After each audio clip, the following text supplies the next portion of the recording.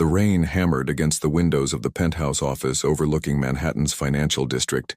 Inside, Dante Moretti sat behind a mahogany desk that had witnessed more deals than most Wall Street boardrooms, deals of a different nature, sealed with handshakes that meant life or death. At 42, Dante had built an empire on precision and control. Every phone call was screened. Every meeting was planned. Every person in his life served a purpose. The gray streaks in his dark hair weren't from age. They were badges of survival in a world where weakness meant extinction. His phone buzzed on the desk. The screen displayed a number he didn't recognize with a name that made his jaw tighten. Veterinary clinic. Urgent. Dante stared at it. In his world, veterinary clinics didn't call mob bosses. His hand hovered over the device, every instinct screaming caution. But something, perhaps curiosity, perhaps something deeper he refused to acknowledge, made him answer. "Mr. Moretti," a woman's voice, professional but strained with urgency. "This is Dr. Collins from Riverside Veterinary Clinic. You've been listed as the emergency contact for a dog named Bella. The owner is currently unavailable and we need your immediate authorization for life-saving treatment. The dog was hit by a car and requires emergency surgery." Dante's mind raced through his mental database. He didn't own a dog. He barely had time for relationships, let alone pets. But one name surfaced like a buoy in a storm. Amelia Hart. Bella, the golden retriever that followed that stubborn waitress everywhere like a shadow. 6 months ago, Amelia had served him coffee at a diner in Brooklyn, one of those neighborhood places he visited when he needed to disappear from the glitz of Manhattan. She'd been different from the start. When his men had tried to intimidate the owner into selling, she'd stepped between them, eyes blazing with a courage that should have gotten her killed. Instead, it had intrigued him. She never asked for his help, never flinched when his reputation preceded him, never treated him like a king or a monster, just a man who drank too much espresso and left generous tips. And now, somehow, she'd listed him as her dog's emergency contact. "Do whatever needs to be done," Dante said, his voice low and controlled. "I'll be there in 20 minutes. He ended the call and stood, the New York skyline stretching behind him like a kingdom he'd conquered through blood and strategy. His second-in-command, Marcus, appeared in the doorway, reading the shift in his boss's demeanor. "Problem?" Marcus asked. "Get 3 cars. We're going to Brooklyn." Marcus didn't question. In 15 years of service, he'd learned that Dante's instincts were never wrong. The convoy of black SUVs cut through the rain-soaked streets of New York like sharks through water. Dante sat in the back seat, staring at the blurred lights of the city, his mind replaying every interaction with Amelia Hart. The way she'd refused his offer to pay off her student loans, the way she'd laughed when he'd sent flowers to the diner, laughed and donated them to a nursing home. The way she'd looked at him last month when he'd found her walking home alone at midnight, telling him she didn't need protection from men like him. "Men like me keep women like you safe," he'd told her. "Or they're the reason women like me need protecting in the first place," she'd shot back. It was the first time in decades someone had challenged him without fear. It was also the moment he'd realized she was dangerous, not to his empire, but to something far more vulnerable.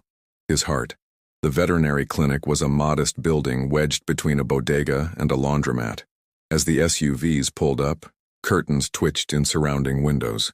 Dante's arrival anywhere meant something was about to happen. He stepped into the rain without an umbrella, his expensive suit darkening with water as he pushed through the clinic doors. The smell of antiseptic and wet dog hit him immediately. Dr. Collins stood at the reception desk, a woman in her 50s with kind eyes that widened when she saw the entourage behind him. But it wasn't the veterinarian that made Dante's chest tighten. It was Amelia. She sat in a plastic chair in the waiting area, soaked to the bone, mascara streaking down her cheeks. Her hands trembled as they gripped a coffee cup someone had given her.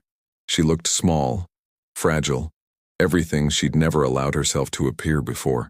When she saw him, confusion flashed across her face, followed by something that looked like relief and shame fighting for dominance. "Mr. Moretti?" Dr. Collins began, but Dante raised a hand, silencing her. His attention was entirely on the woman who'd somehow become his emergency contact without his knowledge. He crossed the waiting room in 4 strides, removed his coat, ignoring the gun holster visible beneath, and draped it over Amelia's shaking shoulders. The weight of the expensive fabric seemed to ground her.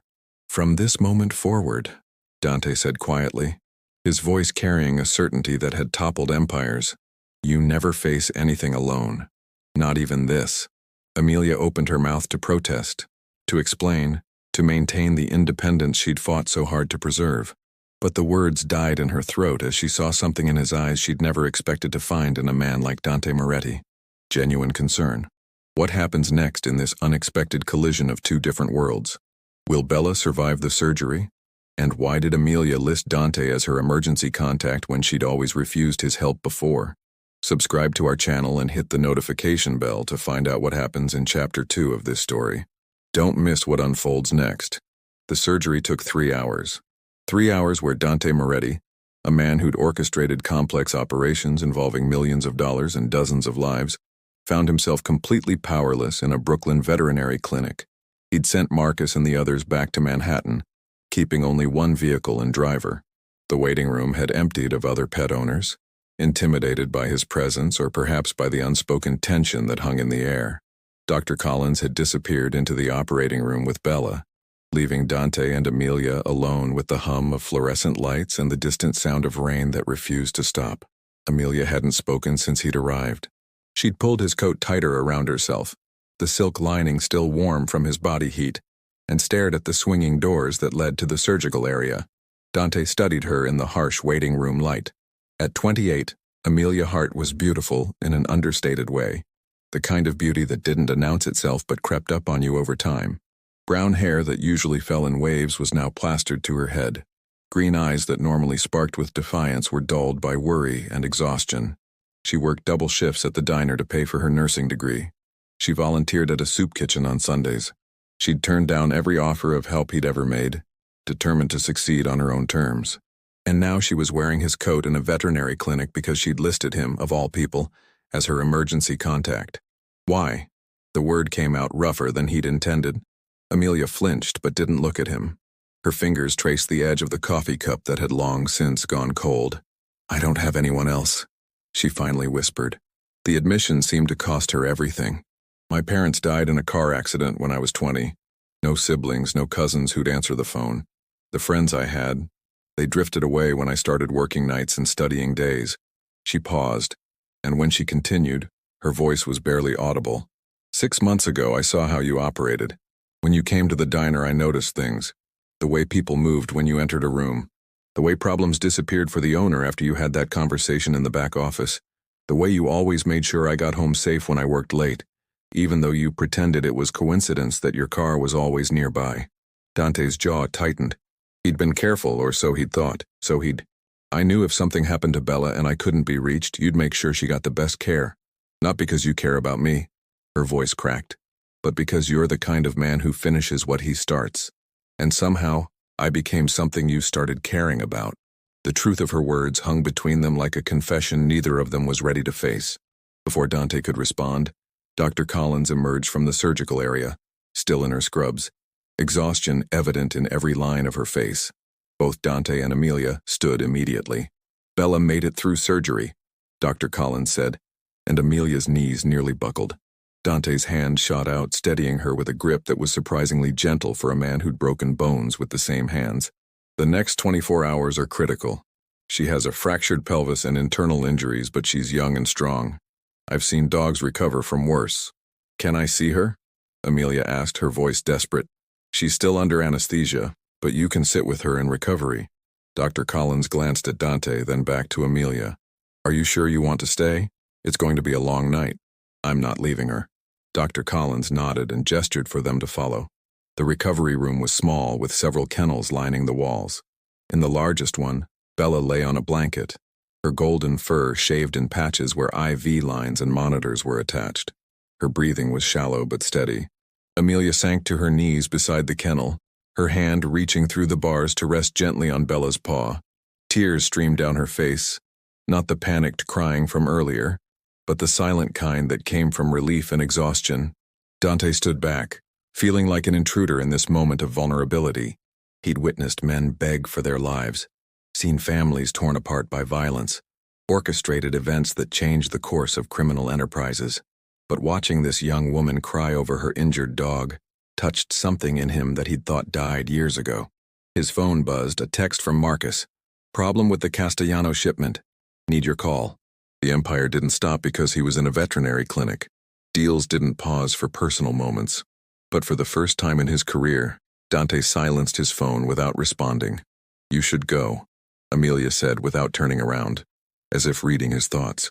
You've done enough. The surgery is paid for, right? Fully covered, Dante confirmed. Then thank you. Really. But you don't have to stay. This isn't your world. There it was again. That independence, that refusal to be indebted to him.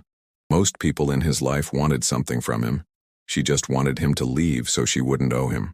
Dante pulled a chair from against the wall and positioned it beside her. The metal legs scraped against the floor as he sat down, close enough that she could feel his presence but far enough to give her space. I'm staying, he said simply. Amelia finally turned to look at him, confusion and something else. Something that looked like hope, flickering in her eyes. Why? It was a question Dante had been asking himself since he'd received the call.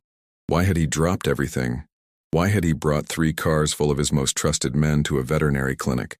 Why was he sitting in this sterile recovery room instead of handling business? The answer was simple and terrifying.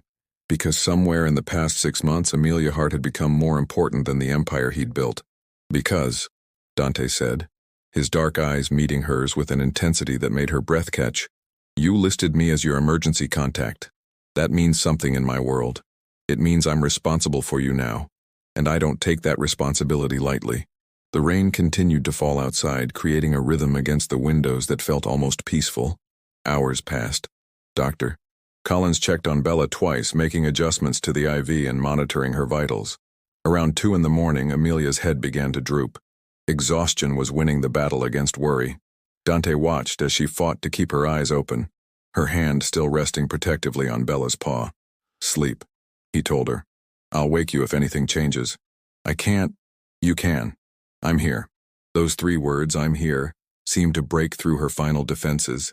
She was so tired, so worried, so utterly drained, that she couldn't maintain the walls she'd built around herself. Amelia's head came to rest against Dante's shoulder. It wasn't intentional, not really. It was simply that his solid presence was the only stable thing in a night that had spun completely out of control. Dante tensed for a moment, unused to this kind of contact. The innocent kind, born from need rather than manipulation or seduction. Then slowly, he relaxed, letting her weight settle against him. In the kennel, Bella's breathing deepened into a more natural rhythm. The monitors beeped steadily, marking time in the quiet recovery room. And in that moment, surrounded by the smell of antiseptic and the sound of rain, Dante Moretti realized something that should have terrified him. He would burn his entire empire to the ground before he'd let anything happen to the woman sleeping against his shoulder. The vigil continues, but what happened to Bella? How did she end up injured in the first place? And what will morning bring for these 2 people from completely different worlds? Don't miss Chapter 3, where secrets are revealed and decisions are made that will change everything. Subscribe now and hit that notification bell. Dawn broke over Brooklyn with the kind of gray light that made the city look both hopeful and exhausted. Dante hadn't slept. He'd sat in that uncomfortable chair, Amelia's head on his shoulder, watching Bella's vital signs stabilize through the night, while his mind worked through scenarios he'd never considered before. At 6 in the morning, Dr. Collins returned, surprised to find them both still there, Amelia sleeping, Dante alert as if he'd just had 8 hours of rest instead of none. She's doing better than expected, the veterinarian said softly, checking Bella's chart. Her vitals are strong.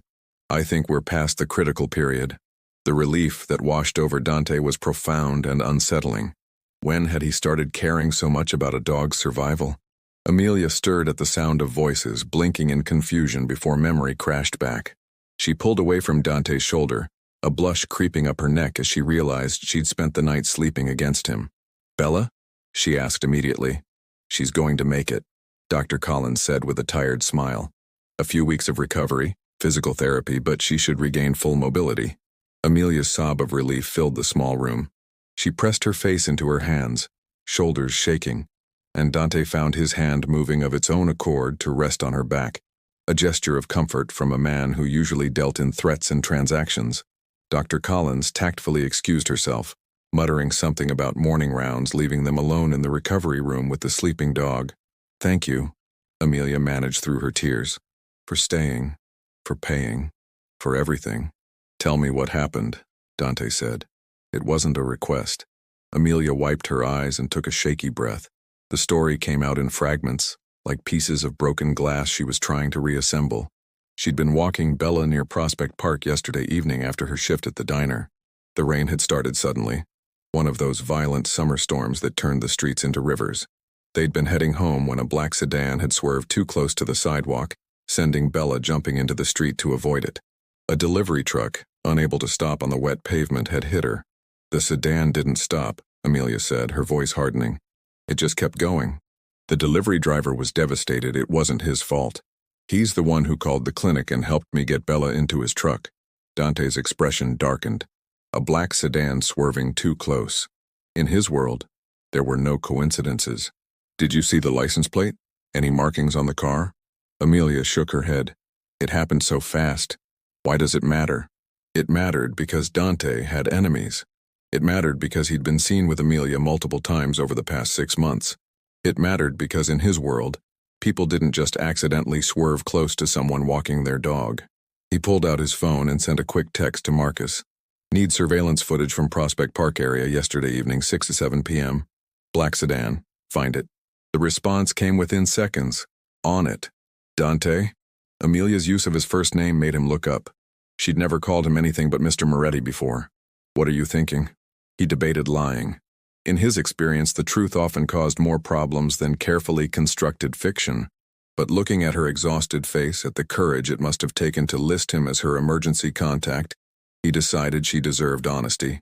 I'm thinking that maybe it wasn't an accident. The words hung between them like a bomb waiting to detonate. Amelia's eyes widened. What do you mean?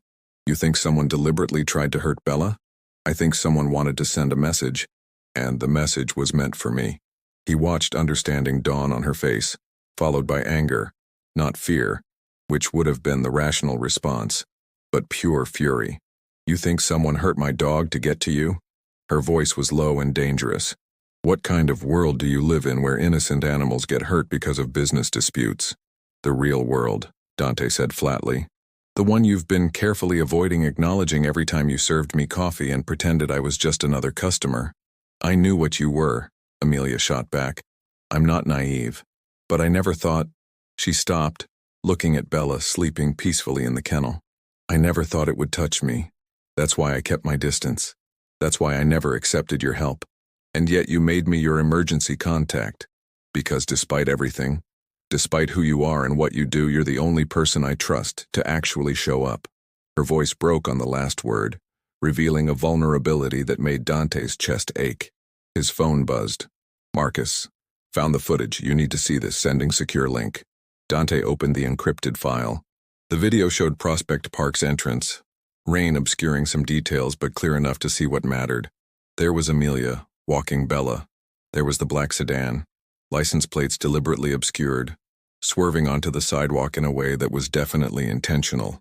But it was the next part that made his blood run cold. After Bella was hit and the delivery truck stopped, after Amelia knelt in the rain with her injured dog, the black sedan had circled back. It had slowed down, just for a moment, as if the driver was confirming the job was done. Then it had disappeared into traffic. Dante recognized the car's make and model. He also recognized the tactical driving, the way it had navigated through the storm with precision that spoke of professional training. This wasn't a random message from a random enemy. This was calculated, personal. What is it? Amelia asked, reading the shift in his expression. Dante made a decision then that would change everything. He turned his phone screen toward her, showing her the footage. She watched in silence, her hand rising to cover her mouth as the black sedan circled back. When the video ended, her eyes met his, and there was no fear in them, only understanding. Someone hurt Bella to hurt you. Yes, because they know I'm important to you. It wasn't a question, but Dante answered anyway. Yes.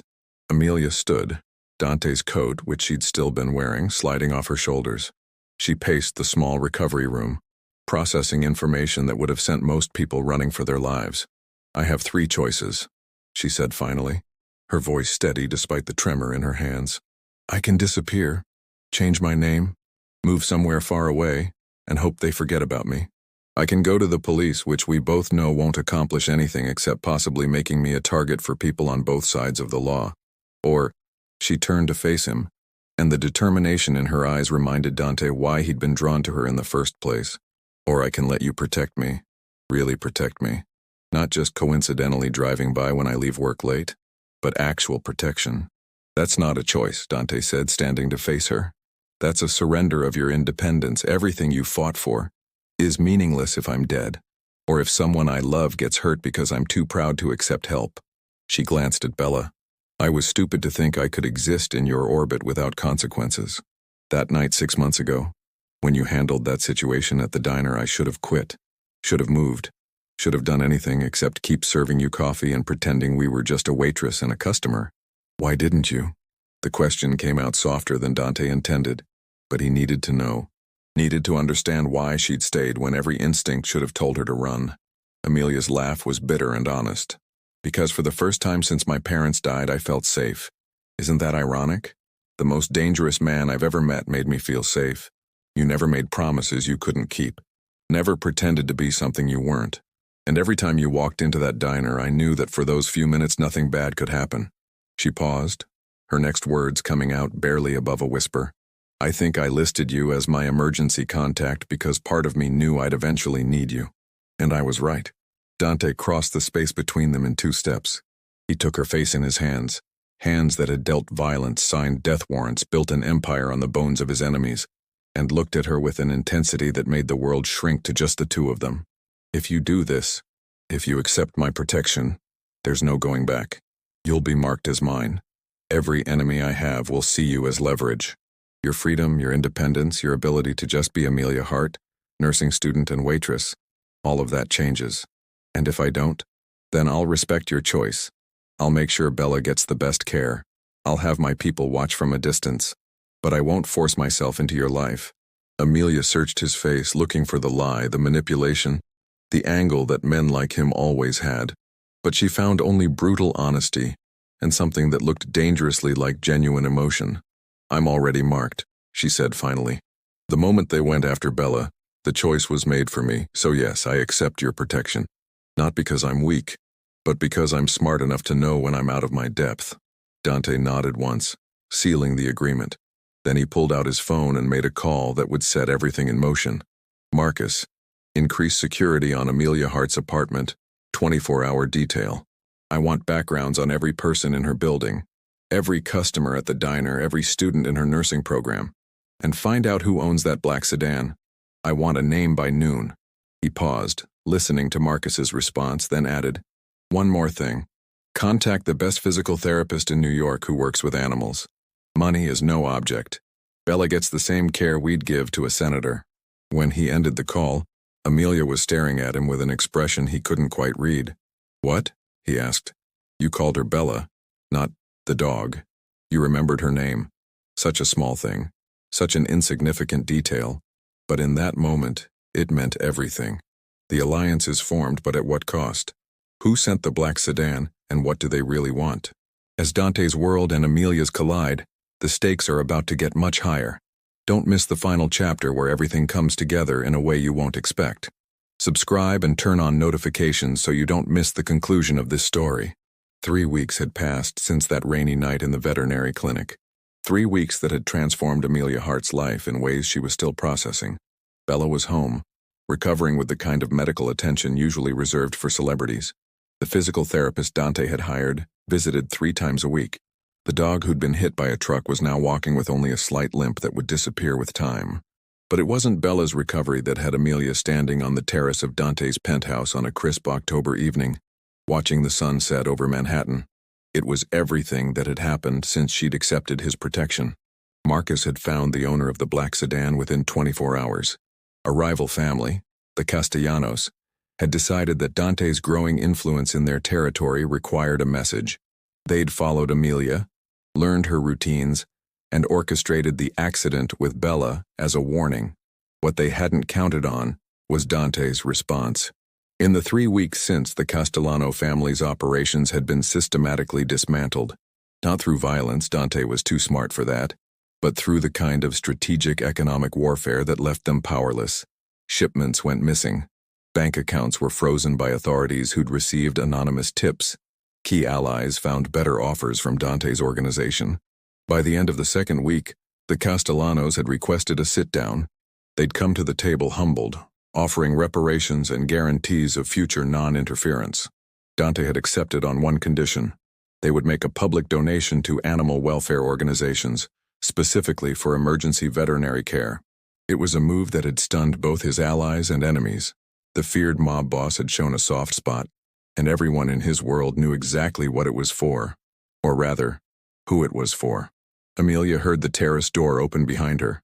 She didn't turn around. Over the past 3 weeks, she'd learned to recognize Dante's footsteps, confident, measured, always aware of his surroundings. "Bella's asleep on your couch," she said. "Your very expensive, very white couch that probably costs more than my entire apartment. I'll buy another couch." Dante came to stand beside her, 2 glasses of wine in his hands. He offered her one, which she accepted. "How was your exam?" "Passed with flying colors.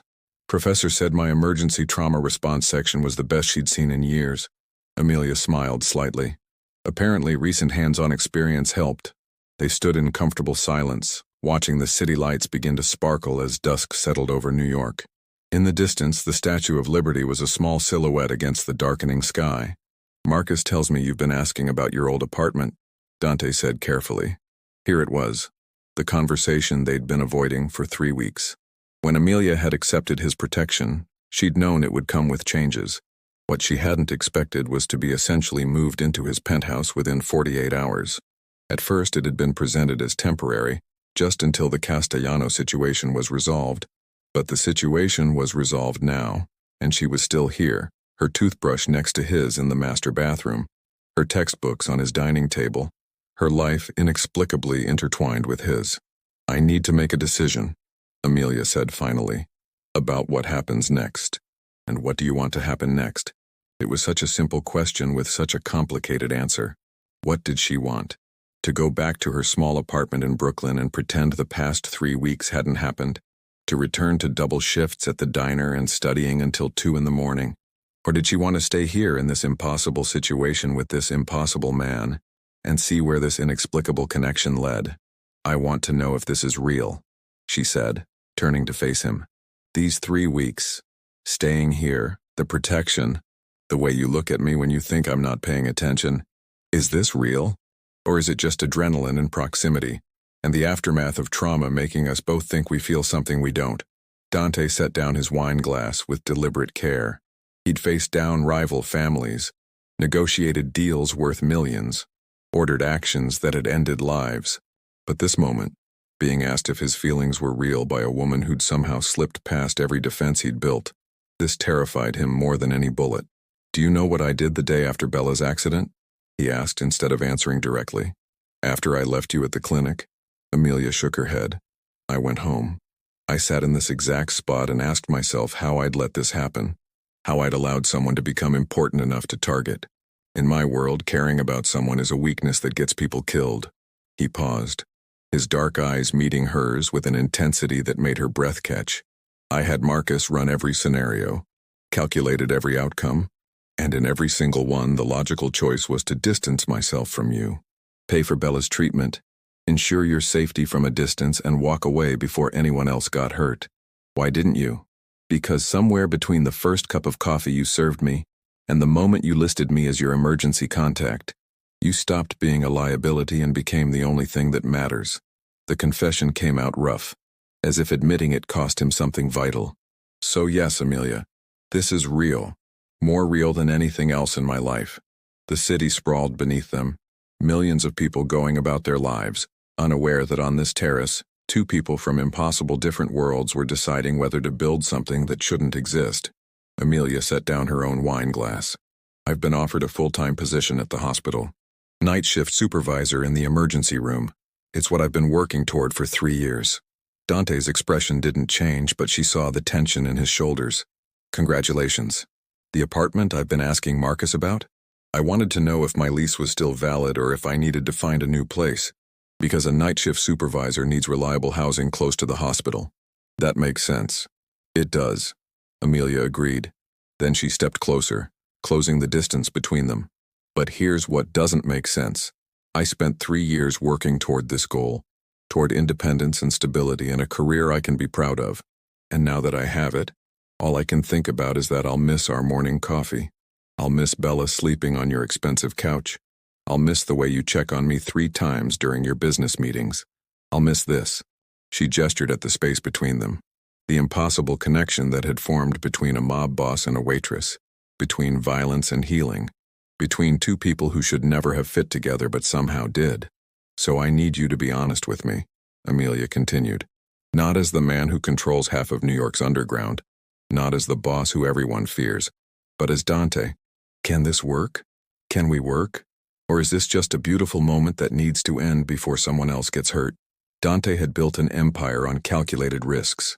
Every decision was weighed, measured, analyzed for potential outcomes. But standing here with Amelia, he realized that some things couldn't be calculated. Some risks were worth taking simply because the alternative, a life without her in it, was no longer acceptable. I can't promise you safety, he said, taking her hands in his. My world will always be dangerous. There will always be people who want to use you against me. But I can promise you this. I will protect you with everything I have. I will never lie to you about what I am or what I do. And I will support whatever choices you make, even if those choices take you away from me. He paused, his thumbs tracing circles on the back of her hands. Take the job. Keep your apartment if it makes you feel secure. Build the career you've worked so hard for. But at the end of your night shift, if you want to come home to an expensive couch with a golden retriever on it, and a man who's forgotten how to sleep when you're not here, that option will always be open. Amelia felt tears prick her eyes, but they weren't tears of sadness. They were tears of relief, of possibility, of a future she hadn't dared to imagine until this moment. I'm going to mess this up, she warned him. I'm going to ask too many questions about your business. I'm going to judge the moral ambiguity of your decisions. I'm going to challenge you and frustrate you and probably make your life infinitely more complicated. I'm counting on it, Dante said. And for the first time since she'd known him, he smiled, really smiled, and it transformed his entire face from dangerous to devastatingly human. She kissed him then, on that terrace overlooking Manhattan, as the last light of day faded into the purple twilight of evening. It wasn't a kiss born from trauma or adrenaline or proximity. It was a kiss that sealed a decision, the decision to take a risk on something real, something impossible, something worth protecting. When they finally pulled apart, Amelia rested her forehead against his. Bella really is asleep on your couch. Our couch, Dante corrected. If you want it to be. I want it to be. Inside the penthouse, a golden retriever dreamed peaceful dreams, her leg healing, her body recovering, unaware that she'd been the catalyst for an impossible love story. Through the floor-to-ceiling windows, Manhattan glittered like a promise of all the complications and joys that lay ahead. 3 months later, Amelia Hart would walk across a stage to receive her nursing degree. Dante Moretti would be in the audience, flanked by men who'd kill for him, watching a woman who taught him that strength came in many forms, including the courage to accept help, to trust someone, to list them as your emergency contact not just for a dog but for a life. The veterinary clinic where it all began would receive an anonymous donation large enough to expand their emergency services. Dr. Collins would never know that the nervous mob boss and the crying waitress had gone on to build something extraordinary from the ashes of that rainy night. And every year, on the anniversary of Bella's accident, Dante would receive a call from the clinic, informing him that another animal's life had been saved using the fund he'd established. It was his way of honoring the dog who'd accidentally brought him something he'd never thought he'd find. Not just a woman to protect, but a reason to be more than the empire he'd built. The sun had fully set now, and New York City pulsed with life beneath them. Tomorrow would bring new challenges, new complications, new dangers. But tonight, on this terrace, Dante Moretti and Amelia Hart simply stood together, holding hands and watching their city breathe. And it was enough. Thank you for watching this story about an unexpected connection, the courage to accept help, and the transformations that happen when 2 impossible worlds collide. If you enjoyed this journey from that first urgent call to the quiet moments on a Manhattan terrace, please subscribe to our channel. Hit that notification bell so you'll never miss our stories about real people facing extraordinary circumstances, finding love in unexpected places and discovering that sometimes the most dangerous risk is the one worth taking. What story should we tell next? Let us know in the comments below. Until next time, remember that the best stories aren't about perfect people. They're about real people choosing to show up for each other, even when it's complicated.